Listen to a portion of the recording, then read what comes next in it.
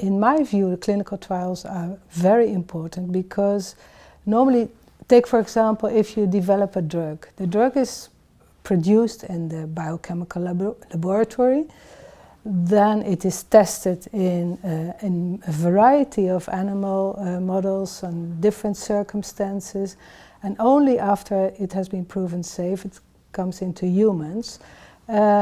First in normal subjects without the disease, and after that in patients who have the disease. And so only when studying the patients themselves, you get the final answer to the question you have and to find the new drugs. So, for example, asthma, which is the subject of EuBioPret, severe asthma, is very complex. Many aspects, and there is no animal model that can mimic all the aspects of that complex disease. And of course, if the patients participate in trials, there has been already a medical ethical committee that looks if the study is necessary, whether it is safe enough to participate in the study, and whether it is well, feasible to do it. When you want to participate in the study, you have to volunteer yourself. Because for doctors it is often very difficult to ask patients to participate, because patients might feel obliged to say yes, whereas otherwise they would have said no. So that's why they have really to volunteer themselves. So as soon as the patient enters a trial, a variety of tests will be done, and that varies very much between studies.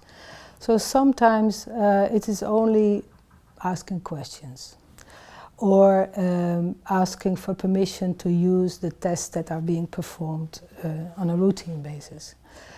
If it is a drug trial, patients are being asked to take drugs. And in the case of studies about mechanisms, sometimes it is necessary from a research point of view to have tissue that is obtained via a method that is not normally performed in the clinic just for the treatment of the patients. So, for example, in the EuBioPret, we ask the patients to give sputum by a procedure that is called sputum induction, which is not a normal test in routine practice, or even to undergo a bronchoscopy, because then we can take small samples of tissue from the airways where the problem is to study that, for example, under the microscope.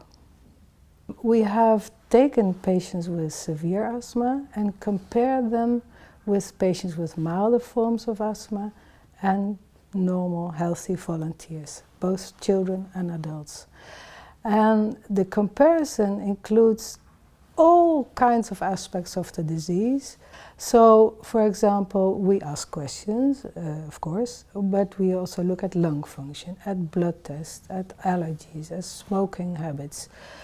We look at urine, sputum, even the molecules in exhaled breath we analyze. And of course, hopefully also there will be enough tissue from the lungs itself via bronchoscopy.